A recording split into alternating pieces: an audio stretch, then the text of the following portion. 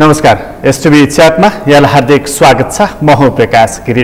नेपालको राजनीतिको बारेमा फरक कोणबाट अहिले बहस र विश्लेषण भइरहेको छ र सरकार 2/3 नजिकको छ। तर यति 2/3 नजिकको सरकार रहँदाखेरि पनि सरकारले जनअपेक्षा अनुसारको काम किन गर्न सकेन भनेर विभिन्न कोणबाट यस बारेमा बहस विश्लेषणहरू भइरहेका छन् र बहसको एउटा पाटो अर्को के पनि देखिन थालेको छ भने सरकार स्थिर बनाउनु पर्छ भनेर जनताले मत दिए, तर स्थिरलाई अस्थिर बनाउनको लागि सत्ताधारी राजनीतिक दलकै नेताहरूको प्रमुख भूमिका रह्यो भनेर अहिले बहसको एउटा कोण त्यो भइराखेको छ र वास्तवमै स्थिरतालाई मत दिएका जनताको मनमा ठेस पुग्ने गरी अस्थिरतातर्फ मुलुक किन जाँदैछ त? यसमा प्रमुख भूमिका कसको छ र अब स्थिरतातर्फ नै जानको लागि कसले के भूमिका खेल्न सक्छन्? आजको अङ्कमा हामी यस बारेमा अलि बढ्ता बहस गर्नेछौँ। हामीसँग कुराकानीको लागि यति बेला स्टुडियोमा हुनुहुन्छ विजयकान्त कर्ण, जो राजदूत पनि भइसक्नु भएको र प्राध्यापन पनि गरिरहनु भएको व्यक्तित्व हुनुहुन्छ। तपाईँलाई स्वागत छ। धन्यवाद। यो स्थिरता भएन, अस्थिरता भयो, सरकार 6 महिनामा बदलियो, कम्तीमा पनि 5 वर्ष चल्ने सरकार एउटा स्थिर सरकार भइसकेपछि त्यसले विकास निर्माणको काम पनि गर्न सक्छ र त्यसरी अगाडि पनि बढ्न सकिन्छ भनेर मत मागेको, जनताले मत पनि दिए, सरकार पनि बन्यो। 1.5 वर्ष भइसकेको छ। तर अहिले पछिल्लो केही समय यताको यस्तो स्थिति हेर्दै आउँदाखेरि फेरि हामी त्यो स्थिरताबाट अस्थिरतातर्फ जान खोजेका हौँ कि भने जस्तो भान तपाईँलाई भएको छ कि छैन? यस्तो यो भएको त छ, तर कुरो के हो भने सरकार त स्थिर छँदै थिएन नि। सरकार स्थिर हुनको लागि केही निश्चित लोकतान्त्रिक मूल्य मान्यताहरूलाई स्थापित गर्नुपर्ने हुन्छ। सबभन्दा पहिलो कुरो के हो भने कि लोकतान्त्रिक व्यवस्थामा लोकतन्त्र नै मूल मन्त्रलाई मानेर जनतालाई आधारभूत सुविधाहरू दिन सक्ने गरी संस्थाहरू निर्माण गर्नुपर्छ। त्यो संस्थाले स्थिरता दिने हो, व्यक्तिले होइन। कुनै पनि राजनीतिक व्यवस्थामा स्थिरता कसले दिने हो भने संस्थाले दिने हो। संस्था भनेको लोकतन्त्रको आधारभूत मूल्य मान्यतामा आधारित हुनुपर्छ, अर्थात् इक्वेलिटी हुनुपर्छ, त्यसमा डेमोक्रेटिक लोकतान्त्रिक विधिबाट निर्णय गर्ने प्रक्रिया हुनुपर्छ।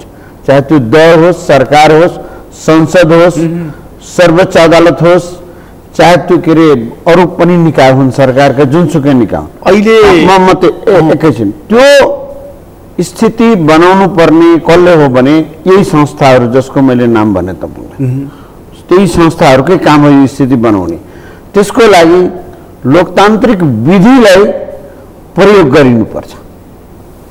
हाम्रो अवस्था के छ भने जोसुकै सरकारमा त्यो मन्त्री एउटा कुनै पदमा भएको व्यक्ति, प्रधानमन्त्रीदेखि लिएर एउटा सिडिओसम्मले के बुझ्छ भने सम्पूर्ण अधिकार मेरो हातमा नियन्त्रित हुनुपर्छ। यहाँ समस्या नियन्त्रणको छ। प्रधानमन्त्री पनि अहिलेको खड्ग प्रसाद ओलीजी हुनुहुन्छ प्रधानमन्त्री, उहाँको सम्पूर्ण ध्यान सुरुदेखि अहिलेसम्म के देखिएको छ भने राज्यका विभिन्न निकायहरू मेरो नियन्त्रण स्थापित हुनुपर्छ। त्यो होइन, अधिकार दिने होइन कि कन्ट्रोल गर्ने। तर मेरो प्रश्न त्यो होइन। मेरो प्रश्न चाहिँ के भने यो सरकार त स्वयं 5 वर्षको लागि भनेर त्यहीमा भन्दैछु स्थिर छैन, तपाईँ अस्थिर छ भन्दै हुनुहुन्छ फेरि। होइन, त्यहीमा भन्दैछु तपाईँलाई, यी जुन संस्थाहरू छन् नि ती संस्थाहरू प्रधानमन्त्रीले के गर्नु मेरो हातमा हुनुपर्छ। त्यसपछि तल मन्त्रीहरू मेरो हातमा हुनुपर्छ। एउटा सिडिओ छ, उनलाई पनि सम्पूर्ण अधिकार। कन्ट्राडिक्सन कहाँ भएको छ? स्थिर हुने कारण के छ तपाईँलाई मैले भने कि संविधानले लोकतान्त्रिक केही हदसम्म लोकतान्त्रिक विधिहरूलाई मान्नुपर्छ भन्ने स्थापित गरेको छ, प्रक्रियालाई भनेको छ। उल्टो प्रक्रियामा जसरी अर्थ मन्त्रालयभित्र भएका 2-3टा निकायहरूलाई प्रधानमन्त्री कार्यालयमा ल्याएको छ। समाज कल्याण परिषद जस्तो जसलाई समाज कल्याण मन्त्रालयले हेर्दै थियो त्यसलाई प्रधानमन्त्री कार्यालयमा हेरेको छ। गृहभित्र भएको इन्टेलिजेन्स डिपार्टमेन्ट प्रधानमन्त्री, नेपालको प्रधानमन्त्री कार्यालय यस्तो फङ्सनल बनाउनका लागि सारा निकायहरू ल्याएर चाहिँ अरू सबै मन्त्रालयहरू अहिले एउटा अर्को खरिद ऐन आएको छ, खरिद नियमावली। त्यो नियमावलीले जुनसुकै टेन्डर पनि अब क्याबिनेटबाट स्वीकृत हुनुपर्छ।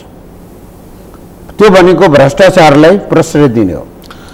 यो भ्रष्टाचारलाई कसरी प्रश्रय, त्यही भन्दै तपाईँले भनेको त्यो किन प्रश्रय दिने हो भने कि सबै टेन्डर यदि त्यहाँबाट स्वीकृत हुन्छ भने त्यो किन लगिएको हो भने त्यो क्याबिनेटबाट स्वीकृत भयो भने त्यहाँ अख्तियार दुरुपयोग निवारण आयोगको अधिकार पुग्दैन भनेर लागेको।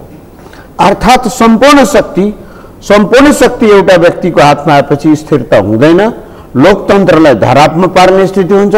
यही कारणहरूले गर्दाखेरि कहाँ उहाँलाई के एउटा महसुस भएछ प्रधानमन्त्रीज्यूलाई भने कि यो सबै मेरोमा भवनमा धेरै फङ्सनल हुन सक्छ। गलत। उहाँले के गर्नु भएको छ भने यसले चाहिँ निरङ्कुशतातर्फ उहाँले ल्याएका विधेयकहरू किन त्यसरी भनेको प्रधानमन्त्रीले चाहिँ त्यो अधिकारको केन्द्रीकरण गरेको कुरा त तपाईँले व्याख्या गरिहाल्नु भयो होइन। यो व्याख्याले प्रधानमन्त्रीको कार्यालय, उहाँको सचिवालय, स्वयं मन्त्री परिषद बलियो हुन्छ कि कमजोर हुन्छ? बहुत कमजोर हुन्छ। किन कमजोर हुन्छ भन्दैछु, लोकतन्त्र जुन देशमा यो कार्यक्रमहरूले गर्दा लोकतन्त्र कमजोर हुन्छ, दल कमजोर हुन्छ। विभिन्न सरकारका निकायहरूमा रहेको अधिकार कटौती भएर त्यहाँ पुगेपछि नियन्त्रण स्थापित गरेर त्यसलाई चाहिँ आफू खुसी गर्न पाइने भ्रष्टाचारको लागि सबभन्दा ठुलो काम त्यहाँबाट हुन्छ। त्यसले प्रधानमन्त्री बलियो भएर देश बलियो हुँदैन। प्रधानमन्त्रीको गलत बनाइयो कि प्रधानमन्त्री बलियो भएर देश बलियो हुन्छ, हुँदैन। प्रधानमन्त्रीको निगरानी पनि त पुग्छ नि त सबैमा। प्रधानमन्त्रीले सबै निगरानी गर्ने हो भने अरू संस्थाहरू किन निर्माण गरेका हौँ हामीले? त्यसो भए एउटै मन्त्रालय प्रधानमन्त्री कार्यालय राखे पुगिहाल्यो नि त। हामी कहाँ त अलिकति छाडा पनि छ नि त। होइन, उहाँ प्रधानमन्त्री हुने बित्तिकै उहाँ चाहिँ सबैभन्दा सर्वगुण सम्पन्न सर्वश्रेष्ठ। अरू प्रधानमन्त्रीको क्याबिनेटमा भएकाहरू सबै बेकुफ हुन् त। ती मन्त्रीमण्डल किन बनाएको त हामीले? सुधार त गर्न सकियो नि। सुधार गर्न सकिँदैन त्यसबाट सबैभन्दा पहिलो काम के हुन्छ भने लोकतान्त्रिक विधि मासिन्छ, निर्णय गर्ने प्रक्रिया हुन्छ, आर्बिट्ररी हुन जान्छ, भ्रष्टाचार चाहिँ उच्च तहको भ्रष्टाचार हुन थाल्छ, त्यसलाई नियन्त्रण र के अरे भने त्यसलाई मोनिटर गर्ने कुनै निकाय हुन सक्दैन। आज क्याबिनेटले गरेका डिसिजनहरू, क्याबिनेटले गरिरहेका डिसिजनहरू किन अख्तियारको निगरानीमा पुग्दैन त? किन गरिँदैन त्यो? किन गरे? यो सबै लाने कारण के हो भने यो सबै हाम्रो हातमा पनि, हामीले त कसैले केही गर्नै सक्दैन नि भनेर यो जुन एकातिर विधि छ, अर्कोतिर के हो भने संविधानले के भन्छ भने यो पार्लियामेन्ट्री सिस्टममा के भन्छ भने कि पार्लियामेन्ट सुप्रिमेसी हो, पार्लियामेन्टले सबै सुपरभिजन गर्न सक्ने व्यवस्था हो भन्छ। पार्लियामेन्टले कन्ट्रोल गर्ने हो राज्यका विभिन्न इकाइहरूलाई, त्यसलाई निर्देशित गर्ने, नियन्त्रण गर्ने, त्यसलाई चाहिँ मोनिटर गर्ने सम्पूर्ण अधिकार पार्लियामेन्टलाई छ। यो दुईटैको कन्ट्राडिक्सनले र दलको उहाँको त्यो प्रवृत्तिले के भयो भने उहाँको दलमा असन्तोषहरू बढ्दै गए। प्रधानमन्त्रीको दलमा यो असन्तोष उहाँको दलमा कसरी उठ्यो भने उहाँको जुन सहअध्यक्ष हुनुहुन्छ उहाँले उठाउनु भएको छ। उहाँका अरू पूर्व अध्यक्ष नै हो उहाँ त्यही मतलब त्यही अध्यक्ष त्यही हो, स्टेटस त्यही पोलिटिकली उहाँको स्टेटस सहअध्यक्षको हो, कागजमा उहाँ अध्यक्ष पनि हो। त्यो सहअध्यक्ष भन्न मलाई मन लाग्छ, किनभने उहाँ अध्यक्ष हो भन्ने चाहिँ लाग्दैन मलाई है। प्रचण्डजी प्रचण्डजी उहाँ अध्यक्ष भन्ने मलाई राजनीतिक रूप व्यवहार त लाग्छ कि लाग्दैन? मलाई लाग्दैन उहाँ होइन। त्यो अवस्थामा उहाँको अरू जुन पार्टीका पुराना नेताहरू हुनुहुन्छ, माधव कुमार नेपालजी हुनुहुन्छ, झलनाथ खनालजी हुनुहुन्छ, उहाँहरूकोमा असन्तोष वामदेव गौतमजी हुनुहुन्छ। यो जुन असन्तोष कसरी उत्पन्न भएको? किनभने दलभित्र पनि लोकतान्त्रिक विधि भएन। हामी कहाँ त असन्तोषको त यस्तो छ नि त, मात्र तपाईँले कुनै पद प्राप्त गर्नुभयो, तपाईँको अर्को साथीले, तपाईँकै कुनै पार्टीको अर्को साथीले प्राप्त गरेन भने ऊ त विपक्षी भइहाल्छ नि त। हामी कहाँ त यस्तो छ नि त फेरि चलन। एकदम ठिक छ, त्यो स्वाभाविक हो केही हदसम्म। त प्रश्न के आयो भने तर तपाईँ यदि दलको निर्णय निरूपण गर्ने प्रक्रियामा ती जुन एउटा जुन इन्स्टिट्युसनहरू बनाउनु भएको छ तपाईँ दलमा, त्यो इन्स्टिट्युसनले रोल त प्ले गर्नु पर्यो। तर कम्तीमा पनि तपाईँले संसदीय दलको नेता बनाउनु भएको छ, त्यहाँबाट चुनिएर प्रधानमन्त्री बनाउनु भएको छ र 5 वर्षको लागि भनेर भनिएको छ भनेदेखि गर्नुहोस्, हामी पछाडि छौँ, साथ गर्छौँ, पर्दैन भन्नु। किनभने त्यो गर्नलाई पनि त्यही पनि संस्थाहरू निर्माण गरिएको छ। उहाँको पार्टीका केन्द्रीय कमिटी छ, पोलिट ब्युरो छ, स्ट्यान्डिङ कमिटी छ, बनाएको छ नि संस्थाहरू। संस्थाले निर्देशित गर्ने हो, व्यक्तिले होइन। फेरि पार्टीको संस्थाहरूले निर्देश संस्थाले काम गर्ने। पार्टीको हेड त फेरि अहिले प्रधानमन्त्री उहाँ नै हो, हेड भएर हुँदैन। त्यसो भए त अरू संस्था नै बनाउनु पर्ने नि त दलमा। पार्टीको अध्यक्षलाई केही प्रिभिलेज त हुन्छ नि। अनि प्रिभिलेज भएर त 1.5 वर्षदेखि पार्टीको निकाय फङ्सनल छैन उहाँको, र त्यो निकाय फङ्सनल नभएको कारण प्रधानमन्त्री आफै हो। किन? त्यो गर्दाखेरि उहाँलाई अलिकति सजिलो हुन्छ। पार्टीको बैठकहरू, पार्टीको तपाईँ जुन भन्नुहुन्छ नि कमिटीहरू, उहाँहरूको सचिवालय छ, स्थायी कमिटी छ, पोलिट ब्युरो त गठन गर्नुभएको छैन, केन्द्रीय कमिटी छ, त्यहाँ बैठकमा जाँदा चाहिँ उहाँलाई के त्यस्तो अप्ठ्यारो हुन्छ र के त्यहाँ आउँदैन उहाँलाई खानालाई? उहाँलाई अप्ठ्यारो भयो किनभने उहाँले सुरुदेखि यसलाई फङ्सनल बनाउनु भएन। सुन्नु न, अब फङ्सनल नबनाएपछि त्यहाँ असन्तोषहरू बढेका छन्। त्यसैले त्यहाँ अब बोल्न थालेपछि मान्छेहरूले उहाँलाई मेरो विरोधमा बोले जस्तो आलोचना गर्छन्। आलोचनाबाट यदि कुनै देशको लोकतान्त्रिक विधिबाट निर्वाचित प्रधानमन्त्री होस्, मन्त्री होस्, जोसुकै नेता होस्, त्यो यदि डराउँछ भने त्यसमा चाहिँ अथोरिटेरियन अधिनायकवादी प्रवृत्ति विकास भएको भन्ने बुझिन्छ। समयको व्यस्तताले चाहिँ त्यो बैठकहरू राख्न नसकेको, नभ्याएको भन्ने त्यो प्रिभिलेज प्रधानमन्त्रीलाई छ कि छैन? छैन। त्यो मलाई एउटा किन छैन? व्यस्तता भने क्या हो? जस्तो उहाँ 2 हप्ता गएर अमेरिकाबाट जाँदाखेरि फोकटियामा कोस्टारिका जस्तो काम कहीँ केही नभएको मुलुकमा एक हप्ता घुम्न जाने, फ्रान्स र इङ्ल्यान्ड केही कामै थिएन, यसपालि अहिले घुम्न जाने, त्यस्तो व्यस्तता हुन्छ पनि। गएर कुनै ठाउँहरूमा 2.5 घन्टा 3 घन्टा भाषण ठोक्ने, नेपालका विभिन्न प्रान्तीय सभाहरूमा गएर 2.5 घन्टा गएर उपदेश दिएर आउने, त्यो सबै उहाँको काम हो। तपाईँले हेर्दाखेरि चाहिँ देख्नु भएन होला, युरोप भ्रमण त निकै तामझामपूर्णै थियो। तपाईँ त हुन त तामझाम भएर होइन, त्यो फङ्सनल के थियो, आउटपुट के हो, त्यसले के नेपालको विदेश सम्बन्धमा कुन आयामहरू थप्यो, त्यसले के नेगोसिएसन गर्यो, कुन एग्रिमेन्ट भयो, एमओयू के साइन भयो, त्यसको प्रिपेरेसन के थियो। यतिकै देशको प्रधानमन्त्रीलाई मन लाग्यो प्लेन चढो 2-4 ठाउँ घुमेर आइहाल्छु भने चाहिँ त्यो हो भने आफ्नो प्राइभेट टिकट काट्ने र जाने हो। केही थिएन त्यसको मकसद, केही अर्थ छैन, उपलब्धि केही थिएन, फुर्ती ल्याउने मात्र हो। इङ्ल्यान्डमा जानुभयो, प्राइम मिनिस्टरसँग भेट्नुभयो, प्रिन्ससँग भेट्नुभयो, फ्रान्समा त्यस्तै थियो, मतलब फ्रान्समा प्रधानमन्त्रीसँग भेट्नुभयो, केही न केही टावर घुमेर आउनुभयो होला, त्यहाँको त्यो एफेल टावर। कुनै त्यसको मिनिङ भएन, म त कुनै देख्दिनँ। मेरो भनाइको मूल अनि इङ्ल्यान्ड जानुभयो, त्यो के अरे अक्सफोर्ड युनिभर्सिटीको स्टुडेन्ट्स युनियनको प्यानलमा गफ गरेर आउनुभयो। अक्सफोर्ड युनिभर्सिटीले होइन कि त्यहाँको स्टुडेन्ट्स इन्टरनेसनल स्टुडेन्ट्स युनियनले गरेको प्रोग्राममा भाग लिएर आउनु। त्यहाँ उहाँले एउटा इम्पोर्टेन्ट स्पिच दिनुभएको छ नि लोकतन्त्रको बारेमा, र लोकतन्त्रको बारेमा पनि छ, र अर्को फ्रिडम अफ एक्सप्रेसनको बारेमा पनि छ नि त, होइन? उहाँ जुन देशको प्रधानमन्त्री आफैले लोकतन्त्रमाथि अंकुश लाउँछ, 5-6वटा विधेयक संसदमा लोकतन्त्रमाथि अंकुश लाउने विधेयकहरू प्रस्तुत भएका छन्, जहाँको जनता, हजारौं जनता उहाँको विरुद्धमा सडकमा काठमाडौँका एउटा आदिवासी जनजाति समुदाय उत्रिएका छन्। उहाँले साइबर कानुन, अरू मिडिया काउन्सिल बिलहरू, प्रहरी ऐनदेखि लिएर विभिन्न ऐनहरू, संविधानको विपरीत कानुनहरू ल्याएर संसदमा राख्नु भएको छ।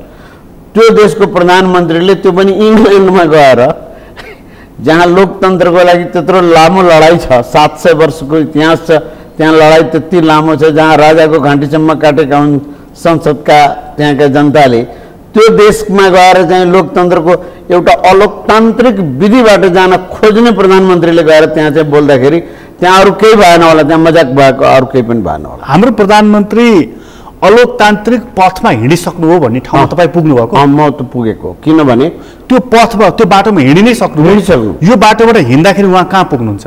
उहाँको पुग्ने ठाउँ त फेरि त्यही अलोकतान्त्रिक विधिको जुन अन्त हुन्छ त्यही हो। अस्ति देख्नुभयो नि, यही तपाईँहरूकै छेउमा त्यत्रो हजारौं हजार जनता उहाँलाई किन आयो त? जुन प्रधानमन्त्रीलाई 1.5 वर्ष अगाडि, 2 वर्ष मात्र अगाडि, 1.5-2 वर्ष अगाडि मात्रै यही ठाउँको जनताले मत दिएर यति बढी मत दिएका छन्, त्यो ठाउँको जनता यति साह्रो 1.5 वर्षभित्रमै त्यहाँका जनता पुरै समुदाय एउटा ठुलो चङ्क पिपुल चाहिँ सडकमा आएर चाहिँ उहाँलाई चेतावनी दिनुपर्ने संविधान सभा, के अरे संसद र सिंहदरबारको बिचमा उभिएर 4 घण्टासम्म उहाँलाई जनताले चेतावनी दिनुपर्ने अवस्थाको द्वैत के हो? उहाँले ल्याएको अहिले त मैले एउटा ट्विटर लेखिदिएँ भने त्यो कानुन पास भयो भने सिधै सिधै मलाई 15 लाख जुर्माना र 5 वर्ष कैदमा हाल्नुहुन्छ नि त। लोकतान्त्रिक विधिलाई अथोरिटेरियन तरिकाले नियन्त्रण गरेर व्यवस्थित म्यानेज गर्छु भने त्यो हुँदैन। मिडिया जुन हो, सामाजिक प्लेटफर्म जुन हो, तपाईँले मलाई 4 दिन गाली गर्नुभयो भने फेसबुक र ट्विटरमा भने म के गरिदिन्छु, म ब्लक गरिदिन्छु तपाईँलाई। त्यहाँ छ नि सेल्फ मेकानाइज्ड व्यवस्था। कुनै पत्रिकाले मलाई गाली गर्यो भने म पढ्न छोडिदिन्छु। मलाई चिनेको मान्छेहरूले उसको आफ्नो पनि घट्छ नि, ठिक छ मलाई धेरै अपमान गर्न सक्छ उसले चाहिँ, तर त्यसको आफ्नै विधि र प्रक्रिया हुनुपर्छ। त्यो सम्पादकलाई समातेर लगेर जेलमा हालिदिने, यसरी गर्दाखेरि त्यो चाहिँ विधि के हो भने त्यो पुरा अथोरिटेरियन रिजिम, उहाँले ल्याएको विधेयकहरू, प्रान्तीय सभाहरूलाई दिएको, संविधानले दिएका अधिकारहरूमा सिडिओलाई पावरफुल बनाउने चिफ मिनिस्टरको सट्टामा यी विधिहरू उहाँले जुन गरिराख्नु भएको छ। समाज कल्याण परिषद जस्तो संस्थालाई यसको उहाँलाई फुर्सद, एउटा कुरो मलाई बताइदिनुहोस्, अहिलेसम्म कुन दिन नेपालको प्रधानमन्त्रीले समाज कल्याण परिषदको अध्यक्षता गरेर बैठक गरेर अहिलेसम्म त्यसमा चाहिँ खालि आफ्नो चाहिँ शक्ति देखाउनलाई मैले जे चाहे त्यही गर्न पाउँछु भनेर चाहिँ यदि विधि त्यसरी चल्ने हो भने ज्ञानेन्द्रलाई नेपाली जनताहरूले पाठ सिकाएकै हुन्, महेन्द्र र वीरेन्द्रलाई पनि पाठ सिकाएका हुन्, हिजोका अरू पार्टीका दलका नेताहरूलाई पनि पाठ सिकाएका हुन्। त्यसैले उहाँले कुरो नबुझ्नु भएको के हो भने कि मैले जेसुकै गर्दा पनि मलाई कसैले रोक्न सक्दैन जुन उहाँले गर्नुहुन्छ नि, त्यो जुन विधि हो त्यसको परिणाम अहिले उहाँले भोगिराख्नु भएको छ। अस्थिरता अरूले क्रिएट गरेको होइन, उहाँ आफैले अस्थिरता क्रिएट गर्नु, प्रधानमन्त्री स्वयंले।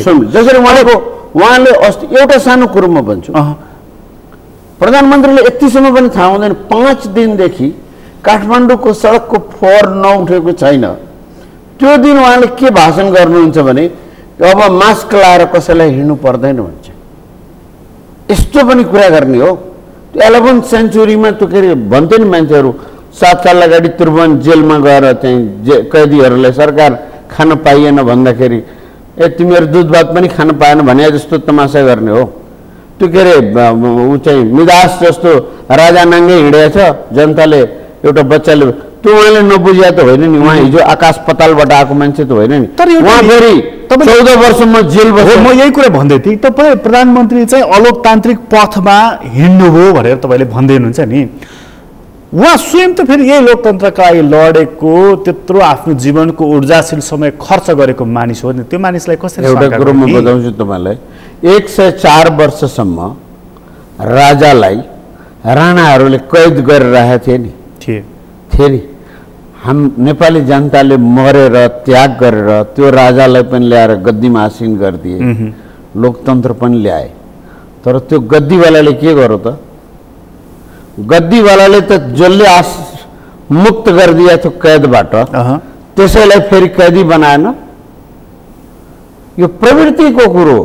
प्रवृत्ति हाम्रो शासकको के हो भन्नुहोस् त? प्रवृत्ति सत्तामा पुगेपछि अधिनायकत्व ग्रहण गर्ने प्रवृत्ति छ नेपाली समाजमा, के अरे नेपालको राजनीतिक तत्त्वहरूमा। हाम्रो राजनीतिक एउटा कस्तो हावा छ भन्दाखेरि सत्तामा पुगेपछि मलाई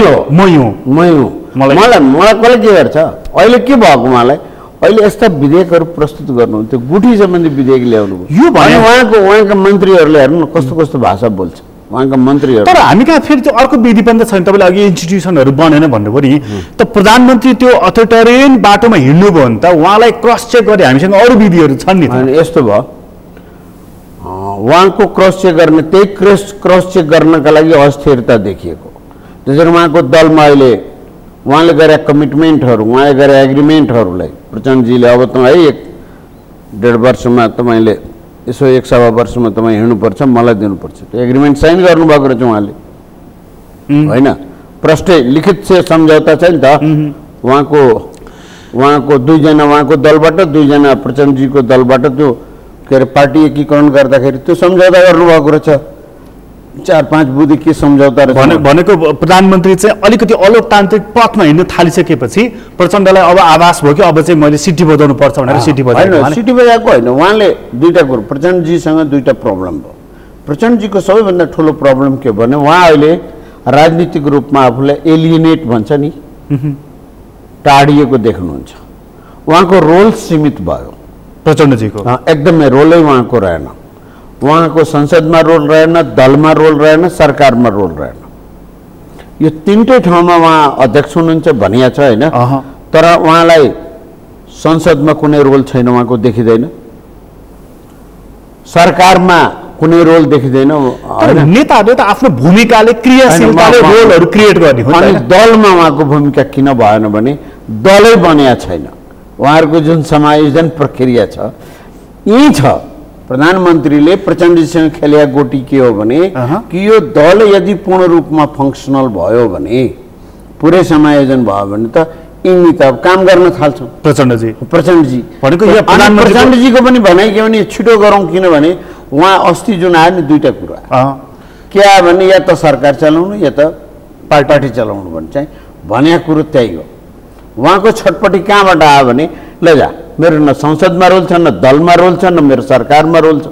अब म के गरिरहेको छु, अध्यक्षता पनि पार्टीको तपाईँले भन्नुभयो अघि मलाई यहीँ आएर बोल्नुभयो अरे हरिगोल बोल गजुरेलजीले होइन। अब प्रश्न के आयो भने एउटा नेता बराबरीमा हामीले उ गऱ्यौँ यता विभिन्न कुराहरू छन् नि त, त्यो गरेर आएको हुनाले उहाँको छटपट्टि। त्यसै गरी उहाँको दलमा अरू पनि संस्था बनाएको छ, के अरे त्यो सचिवालय बनाएको छ, त्यसलाई फङ्सनल हुन दिया होइन। भनेको यो प्रधानमन्त्री केपी ओलीजीको चाल हो। यो चाहिँ चाल भन्दा पनि उहाँमा एउटा कस्तो आयो भने नै मैले भन्न खोजेको पार्टीलाई पूर्ण बनाइयो भनेदेखि, त्यसका कमिटीहरू स्वचालित गराइयो भनेदेखि प्रचण्डजी चलायमान हुन्छन्, हावी हुन्छन्, अरू पनि हुन्छन् होइन। त्यो सबै संस्थाहरू काम गर्न थाल्यो भने, जसरी भनौँ न प्रदेश कमिटीले काम गर्न थाल्यो भने सरकारलाई एकैछिन प्रदेश सरकारलाई त यहाँ निर्देशित गर्छ नि होइन। तर त्यसो नगर्दा त सिङ्गो पार्टी त फेरि डिफङ्क्ट हुन्छ, त्यसको अपजस्त प्रधानमन्त्री छ उहाँको पार्टी त अहिले। अनि त्यसको अपजस्त प्रधानमन्त्री केपी ओलीलाई जान्छ नि त, गइरहेकै छैन त त्यो उहाँलाई। उहाँ अरू कसलाई अहिले भन्नु त संसदीय दलमा जुन विभिन्न नेताहरू बोलिरहेको छ कसैलाई बोल्नै नदिने। संसदीय दलको बैठक भनेको के हो भने कि त्यहाँ विभिन्न सरकारले गर्ने विभिन्न गतिविधिहरूको बारेमा आफ्नो दलमा छलफल विमर्श गरेर त्यसरी जाने भन्ने कुरो। उहाँले त के गरिदिनु भयो त्यसलाई भने आफू 2 घण्टा भाषण ठोकिदिने, चिया खानुहोस् जानुहोस् रे भनिदिने। 1.5 वर्ष 2 वर्षमा उहाँको संसदीय दलको अस्ति मात्र एउटा बैठक भयो जहाँ 22-24 जनाले बोले। त्योभन्दा अगाडि के अवस्था थियो भने उहाँले के गर्नुभएको थियो त्यो अवस्थालाई भने उहाँले भाषण गरिदिनुहुन्थ्यो, त्यो पनि 2.5 घण्टाभन्दा कम नबोल्ने अनि चिया खाने, नास्ता गर्ने, घरतिर जाने। है पार्टी फङ्सनलेस भयो भने आजको स्थितिमा नेकपा फङ्सनलेस हुँदाखेरि कसलाई फाइदा हुन्छ, कसलाई घाटा हुन्छ? देशलाई घाटा हुन्छ। पार्टीका नेताहरू चाहिँ कसलाई फाइदा हुन्छ? कुनै नेतालाई फाइदा हुन्छ। लङ टर्ममा सोच्ने हो भने मुलुकलाई आजकै दिनमा म भन्दैछु फाइदा किन हुँदैन भने असन्तोषहरू जुन संस्थाले उहाँलाई फेसिलिटेट गर्नु पर्थ्यो, जुन संस्थाले उहाँलाई सहयोग गर्नु पर्थ्यो, जसरी एकछिनलाई म तपाईँलाई उदाहरण दिन्छु। काठमाडौँबाट उहाँको दलको झन्डै कति 5-6-7 जना उहाँको पार्टीले चुनाव जितेको छ। प्रदेशमा पनि उहाँको नगरपालिकामा पनि तीनटै तहमा उहाँको प्रचण्ड बहुमत छ भनौँ न। किन काठमाडौँको मेयरले यहीँका नेवारै हुन् नि तिनले किन त्यहाँको जनतासँग कुरा गर्न सकेनन्? एउटा वार्ड अध्यक्षले आफ्नो वार्डमा किन कुरा गर्न सकेन? एउटा नससले त्यहीँ कुरा गर्न सकेन? एउटा सांसद प्रदेशको र केन्द्रको सांसदले आफैलाई भोट दिएको जनतालाई यो गुठी सम्बन्धी विधेयक किन बुझाउन सकेन त? त्यो बुझाउन त उसको दायित्व थियो नि, किनभने उसलाई थाहै थिएन। त्यहाँ एउटा प्रधानमन्त्रीको एउटा स्टेटमेन्ट छ, तपाईँले अलिक ख्याल गर्नु भएन कि अथवा भन्न चाहनु भएन मलाई थाहा भएन। त्यो गुठीको विधेयकको सन्दर्भ हुन त अलिक पुरानो सन्दर्भ भइसक्यो हुनाले म अलि अगाडि जान खोजेको एउटा प्रसङ्ग चाहिँ मात्रै राख्नु खोजेको। यहाँ मूर्ति चोरहरू भनेर उहाँले जुन बोल्नु भएको छ नि एउटा होइन, हिजो कुन भूमिकामा रहेका मानिसहरू, हिजो अथवा दक्षिण पन्थमा रहेका मानिसहरूले यसमा चलखेल गरेका छन् भन्ने उहाँको मूल भनाइ थियो नि त। यो जब कुनै शासक अधिनायकत्वतिर लाग्छ नि त्यसको विरुद्धमा जब जनता जाग्छन् नि त यही शब्दहरूको प्रयोग हुन्छ हरेक शासकले हरेक शासकले। नेपालमा होइन दुनियाँमै चलेको। मिसेस इन्दिरा गान्धीलाई 1972-73बाट जब जयप्रकाश नारायण र त्यहाँ चाहिँ उहाँमा देखिएको अधिनायकत्व थियो जब विरोध हुन थाल्यो, उनले के भनिन् भने यो CIA को बदमासी हो। ऊ आफैले बोल्थिन् के यो अमेरिकन CIA ले भारतको संविधान भारतको सरकारलाई अस्थिर बनाउन खोज्दैछ भनेर भन्थिन् के तिनले। हिजोको दिनमा महेन्द्र र वीरेन्द्रको अधिनायकवादी कामको विरुद्धमा जनता उठ्दाखेरि यो भारतले अमेरिकाले विदेशीको बुई चढेको यो काङ्ग्रेसी अराष्ट्रिय तत्त्व काङ्ग्रेस र कम्युनिस्टहरू अराष्ट्रिय तत्त्व हुन् भन्ने शब्दको प्रयोग हुन्थ्यो। यही पनि जब आजको कुरा होइन, खड्ग प्रसाद ओलीजीको मात्र कुरा गरे होइन मैले, अरू पनि हिजो यही 2046-47 सालपछि पनि कतिपय प्रधानमन्त्रीजीहरूलाई आफ्नो काम गराई लोकतान्त्रिक विधिलाई मिचेर जाने जब काम गर्दाखेरि के भन्न थाल्नु भएको थियो, यो त विदेशीले षड्यन्त्र गर्दैछ। भर्खरै मात्रै 10 दिन अगाडि उहाँको विदेश मामिला सल्लाहकार हुनुहुन्छ डाक्टर राजन भट्टराई, उहाँले एउटा ट्विट गर्नुभयो, तपाईँहरूले देख्नुभयो, हेरेँ मैले, पढेँ, हेर्नुभयो होइन, मैले पनि जवाब दिएको थिएँ उहाँलाई। उहाँले भन्नुभयो विदेशी र स्वदेशी षड्यन्त्र भइरहेछ, संविधान व्यवस्था र सरकार तिनटैको विरुद्धमा भन्नुभयो। र उहाँले एउटा इम्पोर्टेन्ट कुरा के लेख्नु भएको छ भने सके व्यवस्था बदल्ने नसके सरकार बदल्ने कोसिस भइरहेको छ। यही हो व्यवस्था संविधान र सरकार तिनटैको विरुद्धमा यो षड्यन्त्र स्वदेशी यो भन्नुस् त यो यति ठुलो स्टेटमेन्ट हो भयङ्कर ठुलो स्टेटमेन्ट हो। यहाँ सके व्यवस्थै बदल्ने नसके सरकार बदल्ने भनेको मतलब प्रधानमन्त्रीको परराष्ट्र सल्लाहकार हो नि त। वास्तवमै उहाँले फेरि विदेशी शक्ति भन्नुभएको छ, उहाँले भनेको कुरो मान्नुपर्छ। त्यही त, तपाईँ पनि राजदूत भइसकेका मानिस, तपाईँ पनि पश्चिमाहरूको चलखेल पनि बुझ्नुहुन्छ, भारतको चलखेल पनि बुझ्नुहुन्छ। होइन के आयो भने उहाँले जुन भन्नुभएको छ नि हो त, त्यो सन्दर्भ ल्याउँदै हो त। उहाँले भनेपछि यो त ठुलो कुरो भन्नुभयो उहाँले, त्यसको बारेमा संसदमा प्रधानमन्त्रीले वक्तव्य दिनु पर्थ्यो र संसदलाई जानकारी गराउनु पर्थ्यो कि यो यस्तो भइरहेको छ, यसको विरुद्धमा संसदले मलाई चाहिँ र सरकारले समर्थन गर्नु पर्यो र त्यो कुन कुन शक्ति हुन्।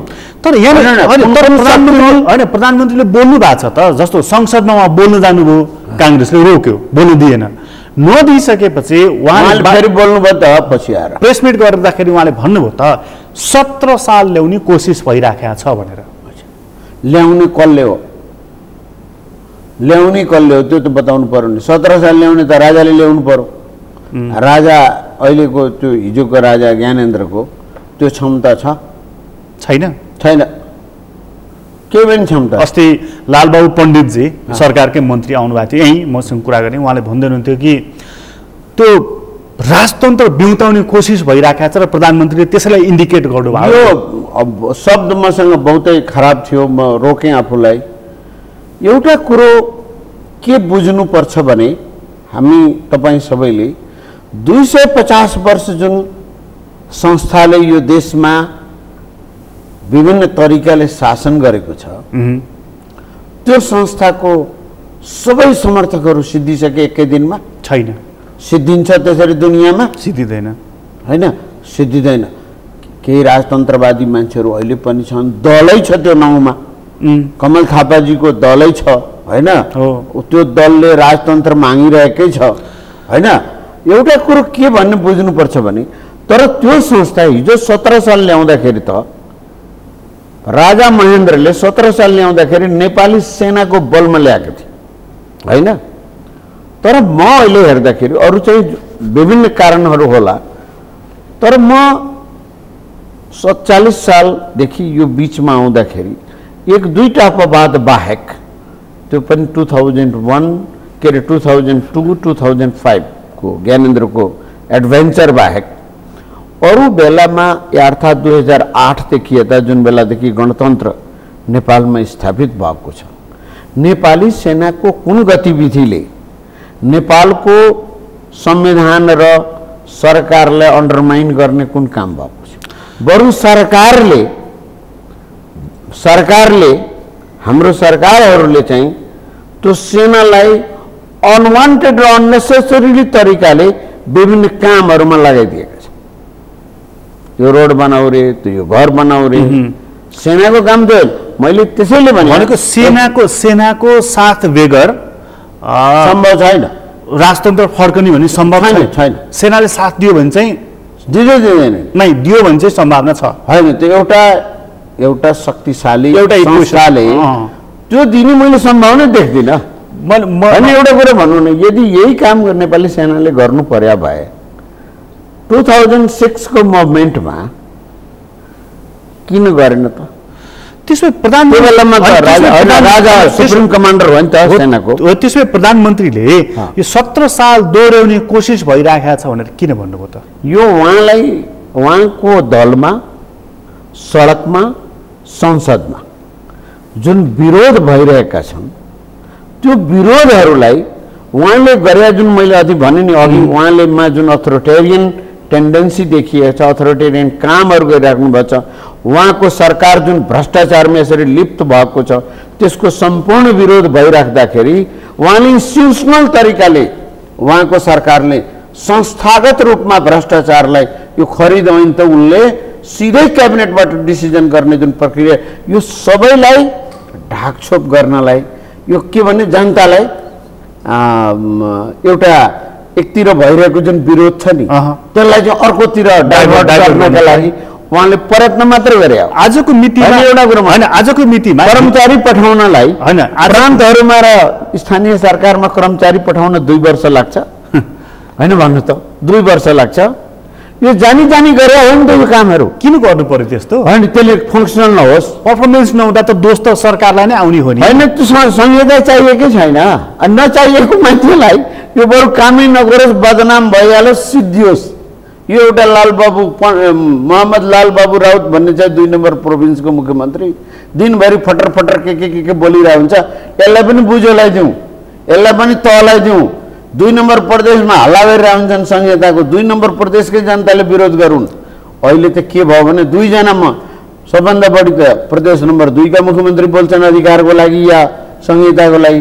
त्यसपछि एकजना अर्को गुरुङजी हुनुहुन्छ 4 नम्बरको उहाँ पनि अलिअलि बोल्नुहुन्छ। उहाँको दमित स्वरमा अलि कहिलेकाहीँ कडा शब्दहरूको प्रयोग हुन्छ, फेरि कसले हात पाउँछमा फेरि शान्त भइहाल्नुहुन्छ। यो अवस्थामा रहेको हुनाले यिनीहरूले फङ्सनलै हुन नदिउँ भनेको संघीयता खारेज गराउने नियत प्रधानमन्त्रीको छ। एकदम मजाले हेर्नु, अहिलेको संघीयता कस्तो छ भने नि, यो तपाईँले कुनै लेख्दाखेरि डिलिट भन्ने कमान्ड हुन्छ नि, यो मैले भने होइन। मेरो गुरु छन् प्रोफेसर कृष्ण खनालले यो शब्दको प्रयोग गर्नुभएको, म उहाँकै शब्द तपाईँलाई दोहोऱ्याइदिन्छु। के भन्यो भने यो संहितालाई एउटा कमान्ड दिएर डिलिट गरिदियो भने खारिज भइहाल्छ, केही हुँदैन। यो सिस्टम त्यसरी बनाइएको छ। यो संविधानमै पनि धेरै अप्ठ्यारा कुराहरू छन् होइन। भनेको यो डिलिट हुन्छ त्यसो भए मजाले संघीयता। यदि जनताले त्यसको सपोर्टमा आएनन् भने, तर उहाँहरूलाई डर मात्र छ प्रदेश नम्बर 2 र प्रदेश नम्बर 5 को। 4 को छैन, 5 को। 5 मा जुन मधेस छ नि एरिया, तर मुख्यमन्त्री त होइन, जुन 4, 5, 6 वटा 7 वटा जिल्ला छ नि, त्यहाँ चरवट छ र मधेसको पार्ट। तर यदि यो हो बाहेक अरू उहाँहरूले के गर्नुभयो भने यदि 2/3 यदि सक्नुभयो उहाँहरूले भनेदेखि चाहिँ डिलिट गरिदिनुहुन्छ भने तपाईँलाई लाग्छ? उहाँले सक्नुभयो भने मजाले डिलिट गर्नुहुन्छ। अरू कसैले होइन, प्रधानमन्त्रीले नै, उहाँको दलले र उहाँको दलले। प्रचण्डजी हुनुहुन्छ नि त त्यहाँ। प्रचण्डजी हुँदा पनि यस्ता विधेयकहरू कसरी आयो त? प्रचण्डजी भनेको मतलब मुक्त साक्षीमा लोकसेवा आयोगले होइन, प्रचण्डजी अहिले यो लोकसेवा आयोगले जुन काम गरेको छ त्यसलाई लोकतन्त्रको मजाक न हो, अदालतको कुरै छोडिदिनु। अदालतले भर्डिकै दियो, अदालतले भन्दैमा त्यो कुरो तथ्यपूर्ण हुन्छ। संविधान फैसलै गर्यो होइन, संविधान विपरीत। म अनलाइन भन्न चाहन्छु, सर्वोच्च अदालतको त्यो निर्णय संविधान, लोकतन्त्र, विधि प्रक्रियाको विपरीत निर्णय हो। होइन, यसमा राय राख्न पाइयो, तर उसले फैसलै दिइसकेपछि त तपाईँ पनि म पनि मान्नको लागि त बाध्य छौँ नि त। होइन, नेपाली काङ्ग्रेसका र कम्युनिस्ट पार्टीका धेरै नेताहरूलाई यही सर्वोच्च अदालतले हिजोका दिनहरूमा कैद गरिदिने निर्णय पनि गरेका थियो। मानेनौँ नि हामीले, कुनै संस्था जनताभन्दा माथि हुन सक्दैन। के त्यसो भएदेखि सर्वोच्च अदालत पनि अब म यहीँ आउँदैछु। सर्वोच्च अदालतमा जुन किसिमले पार्टी कार्यकर्ताहरूलाई भरण गर्ने काम गरिएको छ, न्यायालय पार्टीहरूको शाखाको रूपमा स्थापित भएका छन्। हिजोको दिनहरूमा पार्टीका झण्डा बोक्नेहरू अदालतमा गएर अहिले फैसला गर्दैछन्। त्यो पार्टीका बसहरूको आदेश मान्ने बाहेक अरू केही पनि गरेका छन्। न्यायाधीश होइनन् उनीहरू? होइन, उहाँहरूको नियुक्ति पत्रमा त न्यायाधीशै लेखिया होला। तर अहिले जुन किसिमको निर्णयहरू, यो संघीय लोकसेवा आयोग हेर्नुहोस् न, यो लोकसेवा आयोगले न्यायाधीशहरू त्यसमै आदेश पालक भए। म त्यो भन्दा पनि उहाँहरूको जुन नियुक्ति प्रक्रिया भएको छ, उहाँहरूले जुन दलबाट जानुभयो त्यो अवस्था देखिरहेको छ। त्यसो भएदेखि अब संघीयता पनि खतरामा पर्यो होइन? संघीयता त जन्मेदेखि नै खतरामा छ यो मुलुकमा, त्यो पनि बुझ्नु होला। तपाईँको हुन त राजनीतिमा यस्तो प्रक्षेपणले काम गर्दैन, घटनाक्रमहरूको विश्लेषण मात्रै गर्ने हो। तर तपाईँले हेर्दाखेरि अब कति समय चल्ने देख्नुहुन्छ त? होइन, यही गतिमा चल्ने भन्दा पनि के हुन्छ भने, मलाई के लाग्छ भने यदि यही तरिकाले चलिरह्यो भने, जनतामा असन्तोषका कुराहरू बढ्दै गयो भने जनता सडकमा आउँछन्। विरुद्धमै त आउनु, संहिताकै विरुद्धमा होइन, संहिताको विरुद्धमा होइन, सरकारको विरुद्धमा। संहिता एउटा फेरि उहाँहरूलाई भ्रम रहेछ। के भनेर? त्यो केन्द्रीय लोकसेवा आयोगलाई पनि भ्रम होला, सर्वोच्च अदालतलाई पनि भ्रम हुन सक्छ, खड्ग प्रसाद ओलीजीलाई पनि भ्रम होला।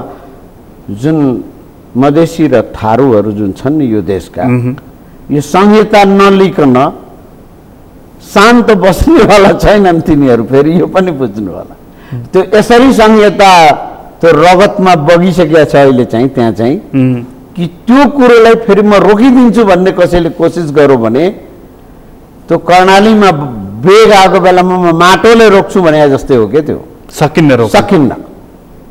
एउटा कुरो के बुझ्नुपर्छ भने, लोकतन्त्रमा जब जनताले नि लोकतान्त्रिक प्रक्रियालाई, हामीलाई लाग्दैन त्यो कुराहरू, तर म अहिले जुन तपाईँसँग टिभीमा कुरा गर्दैछु र तपाईँ मलाई प्रश्न सोधिराख्नु भएको छ, यो लोकतन्त्रको विधिभित्र पर्छ।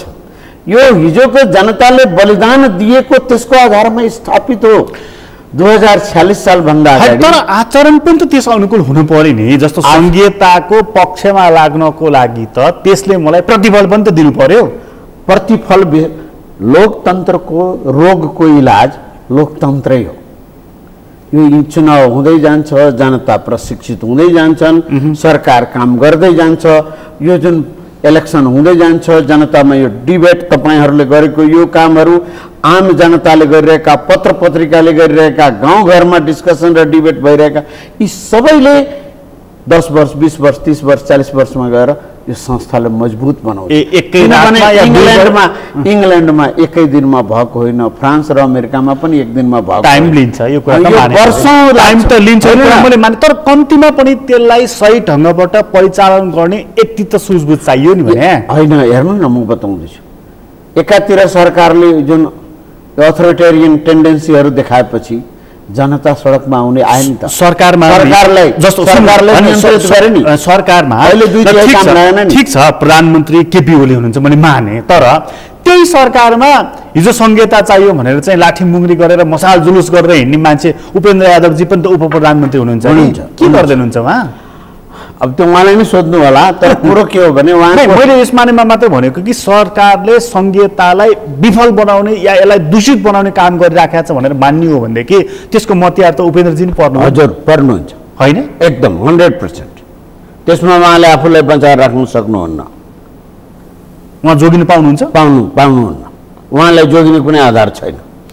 उहाँको दलले बारम्बार बोलिरहेछ, उहाँ आफै पनि बोल्नुहुन्छ, संविधान संशोधन भएन, यस्तो भयो भने म यस्तो भन्छ, त्यस्तो भन्नुहुन्छ। बडा अप्ठ्यारो छ। उहाँको दलका नेताहरू संसदमा बोल्दाखेरि सरकारको विरुद्धमा बोलिरहेको देख्छु म, होइन? हो, दलका नेता राजेन्द्र श्रेष्ठ नै बोलिराख्नु भएको छ। प्रदीप यादव, माननीय प्रदीप यादवजी बोलिराख्नु भएको छ। उहाँलाई त कारवाही पनि भयो, उहाँलाई त कारवाही गरिदिनु भयो। अब कसको बलमा के आधारमा गरिदिनु भयो त्यो अर्कै कुरो हो। तर माननीय प्रदीप यादवजीले त्यस्तो कुनै अपराधै गरेको मलाई लाग्दैन। कारवाही त भयो हुन्छ नि। अब त्यो देशमा त के हुँदैन त्यो भने म त मान्य उप प्रधानमन्त्रीजी अथवा चाहिँ त्यो पार्टीको चाहिँ अध्यक्षजी चाहिँ दबावमा पर्नुभयो त्यसैदेखि त्यही दबावमै हो, दबावबाटै कारवाही भयो। यो त्यही दल अर्को राजपाका सांसद पनि जानुभएको थियो त्यहाँ, उहाँलाई त केही पनि भएन, उहाँलाई पनि हुनुपर्थ्यो नि त्यो कारवाही। मोहम्मद इकबाल मियाँलाई त केही कारवाही भएन। यसको मतलब के हो त? यसको अर्थ त के हो भने उहाँहरू अब कहीँ न कहीँबाट दबावमा हुनुहुन्छ। कहीँ भनेको मतलब अब जुन देशको विरुद्धमा त्यो प्रयोग भएको थियो त्यसैको कारणले होला। अब म कुनै देशको नाम नभनौँ, यहाँ चाहिँ त्यो हाम्रो विषय नै होइन यहाँको छलफलको, त्यो अर्को बेला बोलाउनु भयो भने त्यसबारेमा छलफल। तर मैले भनेको सरकार चाहिँ यो सरकारमा केवल नेकपा मात्रै छैन भन्ने मात्र मेरो भनाइ हो। एकदम छैन नि। अनि त्यो उपेन्द्र यादवजी बेला बेला भन्नुहुन्छ नि संशोधन भएन भने म सरकार छाड्छु भनेर, तपाईँले बाहिरबाट सूक्ष्म विश्लेषण गर्दाखेरि चाहिँ उहाँ सरकार छाड्ने मुडमा हुनुहुन्छ अथवा म देख्दिनँ उहाँ सरकार छोड्ने मुडमा हुनुहुन्न। बडा गजब कुरा भयो है यो चाहिँ। यो पनि के गरेको, धम्काएको होइन, त्यो केही पनि होइन। पब्लिकलाई कन्जम्सन हो, अरू केही पनि होइन। पब्लिक कन्जम्सन हो। ओहो, पोलिटिकल लिडरहरूले समय समयमा यस्ता कुराहरू बोलिरहेको हुन्छन्, त्यसलाई त्यही रूपमा लिनुपर्छ। मूलभूत रूपमा यो सरकारले अप्ठ्यारो कहाँ बनाएको छ आफूलाई पनि र जनतालाई पनि, कि जुन संस्थाहरूको निर्माण लोकतान्त्रिक विधिहरूबाट हुनुपर्थ्यो त्यो विधिलाई नै मिच्यो। अनि अर्को पक्ष पनि छ यसमा, राजपा जोडिएको पक्ष चाहिँ उसले जस्तो सरकारलाई दिएको समर्थन फिर्ता लिएर बाहिर आयो। ऊ बाहिर समर्थन दिएर बाहिर आउँदाखेरि उसले औचित्य पुष्टि गर्यो बाहिर आएको। अनि उहाँहरूले एउटा कुरा हेर्नुहोस्, उहाँहरूले समर्थन किन गरे त्यसको औचित्य थिएन केही पनि। उहाँहरूले के भन्नुभयो भने सरकारलाई, उहाँहरूलाई मैले जुन कुरा गरेका थिएँ महन्तजीसँग र अरू नेताहरूसँग, उहाँले के भन्नुभयो भने उहाँहरूले संविधान संशोधन गर्छौँ भन्ने चाहिँ गुड विशेष राख्नु नराम्रो कुरो होइन, यस्तो सोच्नु गलत होइन, त्यो त राम्रो कुरा हो, राम्रो कुरो। तर उहाँहरूलाई थाहा थियो खड्ग प्रसाद ओलीजीले संविधान निर्माणमा के गर्नुभएको, उहाँहरूसँग के व्यवहार गर्नुभएको, उहाँ प्रधानमन्त्री हुँदाखेरि कति मधेसी मारिया थिए, यो राजपालका मान्छेहरूले उहाँ के बुझ्नुहुन्छ, यो राजपाललाई थाहा थिएन? थाहा थियो, मभन्दा बढी थाहा थियो। उनीहरू दुधे बालक हुन् त भएन। त त्यो भ्रम पालेर उहाँहरूले समर्थन गर्नुभयो। यहाँनिर एकैछिन रोकिनु मैले तपाईँलाई, यो भ्रम पालेर समर्थन गरेको कि यसमा पनि अरू केही फ्याक्टरहरू जोडिएको छ, समर्थन गरिदिउँ भन्ने खालको? होइन, त्यो होइन, कता कता त्यो चाहिँ सत्ताको लोभ हो।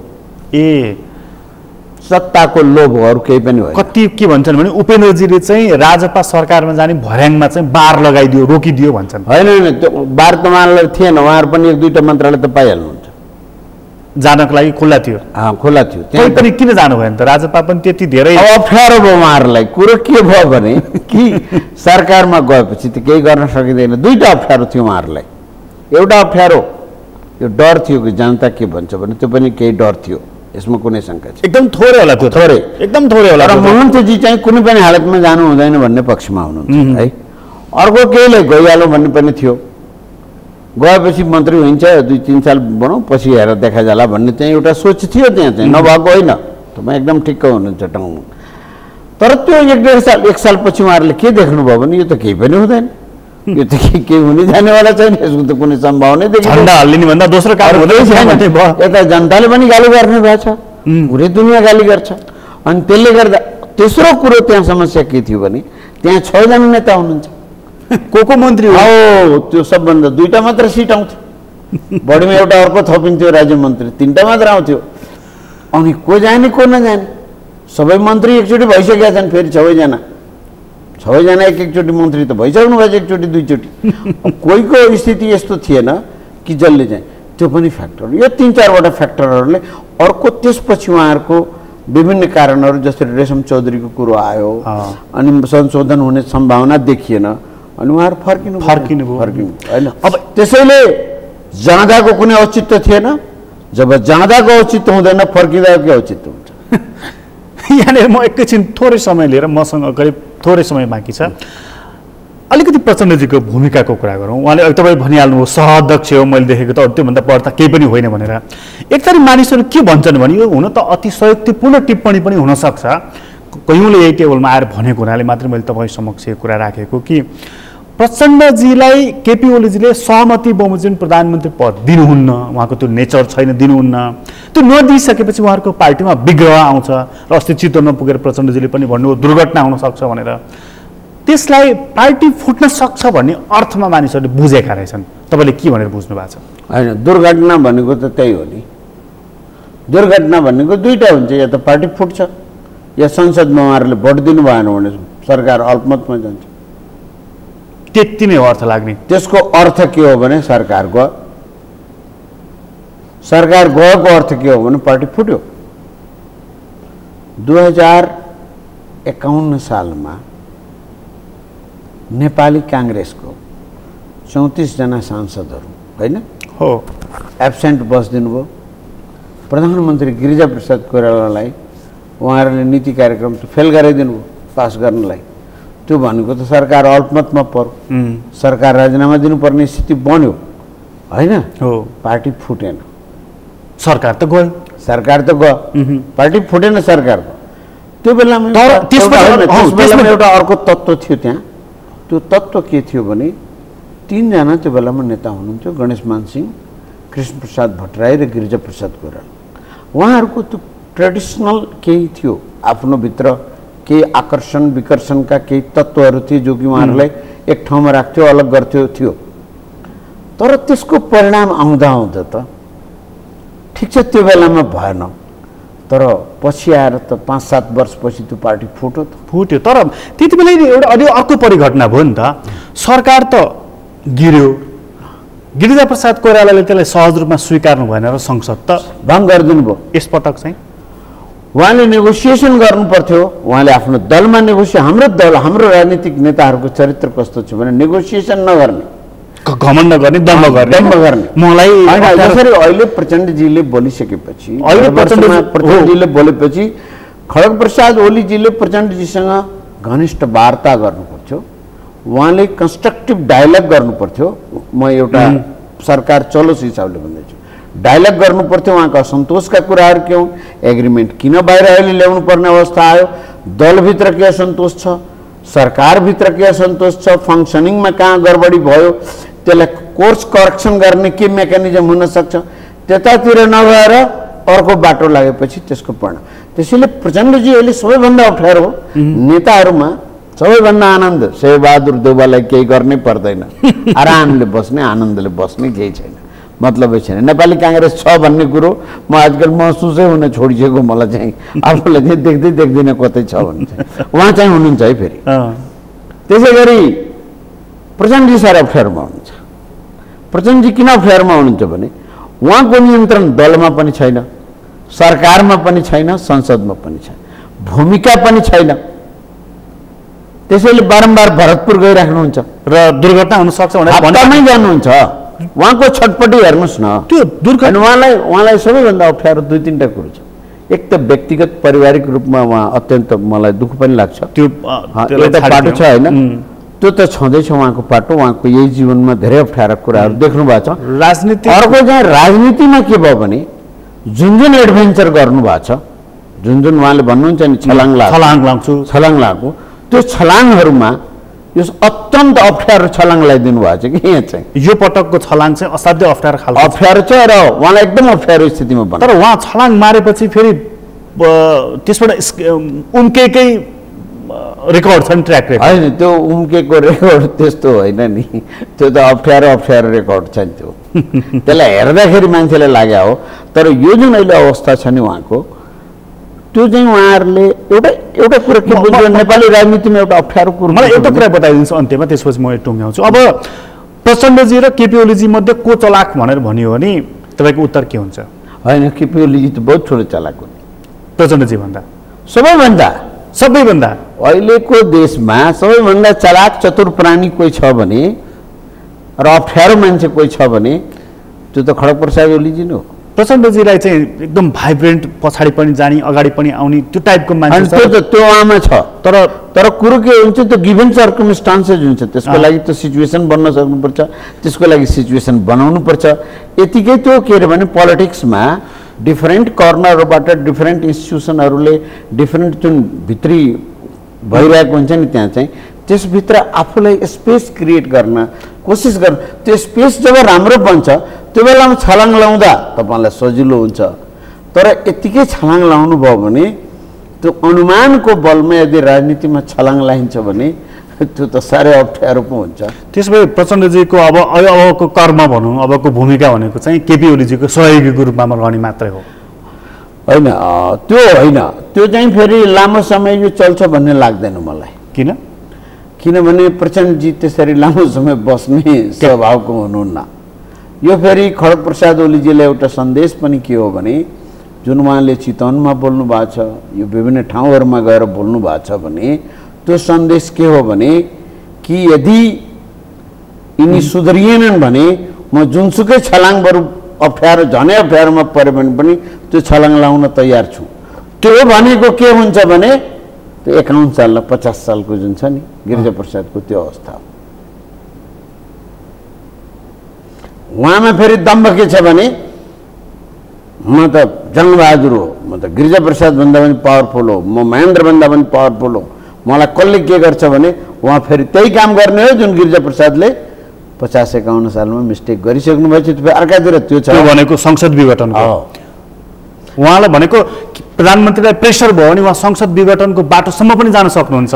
उहाँ जान कोसिस गर्नुहुन्छ, सक्नुहुन्छ सक्नुहुन्न अर्कै कुरो हो। अनि यता प्रचण्डजीलाई चाहिँ दबाब भइरह्यो भनेदेखि उहाँ चाहिँ पार्टी ब्रेक गराउने हदसम्म पनि होइन। उहाँ किन जानुहुन्न त? उहाँ एउटा राजनीतिक दलको नेता हो, त्यसरी चाहिँ उहाँसँग सम्झौताहरू भएका छन्। त्यो अवस्थामा बस्दाखेरि प्रचण्डजीले र उहाँ मात्र प्रचण्डजीको कुरो छैन नि, उहाँको दलमा जुन त्यत्रो नेताहरू छन्, हिजो त्याग तपस्या गरेर आएका छन् होइन? फेरि उहाँहरूको सबै एजेन्डाको मृत्यु उहाँहरूकै हातबाट भइरहेछ होइन? तपाईँले संहिताको कुरा गर्नु, समावेशिताको मृत्यु पत्रमा हस्ताक्षर भएको छ होइन? यो सबै हुँदै हुँदै चाहिँ उहाँहरूले 17 सालको कुरा गर्न थाल्नु भएको छ उहाँहरूले होइन? त्यो भनेको गणतन्त्रको मृत्यु पत्रमा हस्ताक्षर गर्ने हो उहाँहरूले। तपाईँ भन्नु भने लालबाबु पण्डितजीले भन्नुभयो भने चाहिँ त्यो भनेको त गणतन्त्रलाई मृत्युमा पुर्याउने हो। संहिता, समावेशिता, समानुपातिकता, यो जुन 62-63 को आन्दोलन, माओवादीको जनयुद्ध र मधेस आन्दोलन, थरवट आन्दोलनहरूबाट सृजित आदिवासी जनजातिहरूको आन्दोलनबाट सृजित जुन ऊर्जा छ त्यसलाई बिस्तारै खड्ग प्रसादजीले बिस्तारै त्यसलाई समाप्त पार्दै जानुभएको छ। अहिलेको सरकार त यो सबै संस्थाको मृत्यु पत्रमा हस्ताक्षर गर्दैछ। त्यो भएको बेलाले प्रचण्डजी त राजनीतिक रूपमा सिधै समाप्त भएर जाने यो सबै कुरो गयो भने त उहाँको के रहन्छ त? कसले विश्वास गर्छ त? त्यसैले यो अवस्थामा प्रचण्डजी चुप लाएर बसिराख्छन् जहिले पनि, त मलाई लाग्दैन। तपाईँलाई धेरै धेरै धन्यवाद। धन्यवाद, मलाई पनि बोल्न दिनु। आदरणीय दर्शकबिन, तपाईँलाई पनि धन्यवाद। आज हामीले कुराकानी गऱ्यौँ राजनीतिक विश्लेषक विजयकान्त कर्णसँग। उहाँसँगको कुराकानी अहिलेलाई यति नै। एसटिभी च्याटबाट म प्रकाश क्रीडाई बिदा दिन। सगरमाथा टेलिभिजन हेर्दै गर्नुहोला। नमस्कार।